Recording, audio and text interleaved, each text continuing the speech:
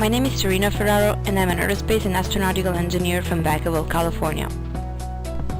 I attended the University of Naples, graduating summa cum laude in 2011 with a master's degree in aerospace and astronautical engineering. I traveled all over the world, from Italy to most of the European countries, to Africa to United States. Now I'd like to tell you about one of my favorite projects I've been involved with. In collaboration with Mermet Group and the Department of Aerospace Engineering of Naples, I developed a piezoelectric energy harvesting system from vibrations for wireless sensors. The device, integrating piezoelectric materials, is able to convert vibrational energy into electrical one. It has been applied in a train derailment detector system to supply the wireless transmission unit, which sends warning messages to the driver. We started with the basic analytical model, which assumes as configuration a cantilever beam with a mass placed on the end part. On each side of the beam is glued a piezoelectric element. The two elements form then a bimorph since they're wired in parallel. We then developed a new model useful to understand which is the most efficient way to wire the piezoelectric elements, and it turned out to be the parallel connection. We also provided a new expression for the optimal resistive load. We created a numerical model in Patran and performed a model analysis on it. Completed the analytical phase, we proceeded to the realization of the prototype and the various design choices done in order to optimize the performance. We chose the piezoelectric element P876A11 Duract.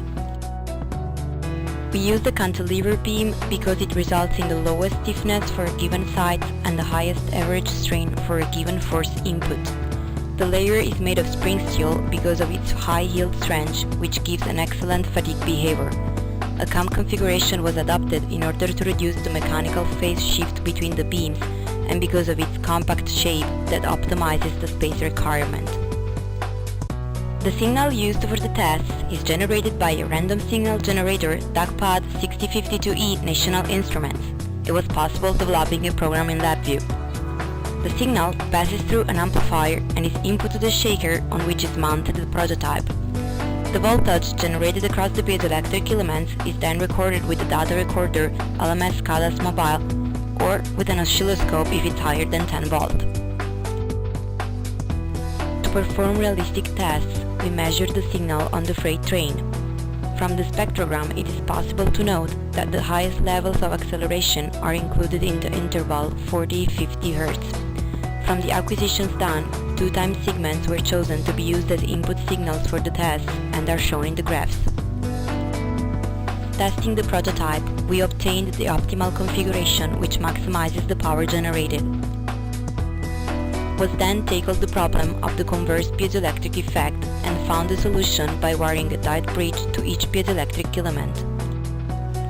Since the power required for the specific application is about 20 mW, some tests were carried out wiring more bimorph in parallel in order to increase the energy produced. This is a video that shows a LED connected to the prototype which turns on with the energy developed. The intermittent light is due to the absence of a capacitor in the circuit.